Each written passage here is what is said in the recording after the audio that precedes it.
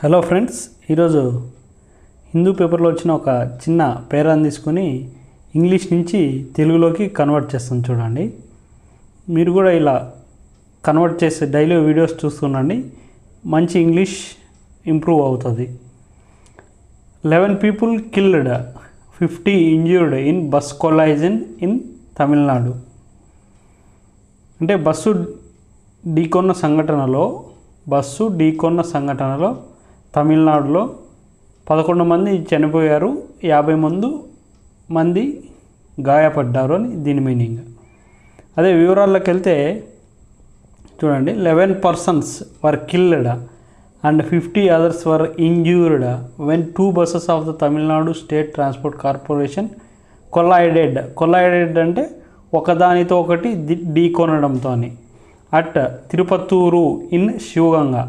అంటే శివగంగా డిస్టిక్ అనుకోండి, తిరుపత్తూరు దాంట్లో ఒక ఊరు అన్నమాట. పెద్ద వాటిల ముందు ఇన్ వాడాలి, చిన్న వాటిల ముందు అట్ వాడాలి. ఆన్ సండే అంటే 11 మంది చనిపోయారు, 50 మంది గాయపడ్డారు.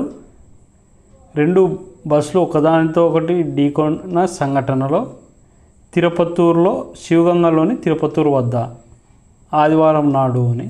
ఆదివారం రోజు 50 మంది గాయపడ్డారు, 11 మంది చనిపోయారు ఒకదానితో ఒక బస్సు ఢీకొన్న సంఘటనలో తమిళనాడులోని. One of the buses had been proceeding to Devakottai from కరైకుడై.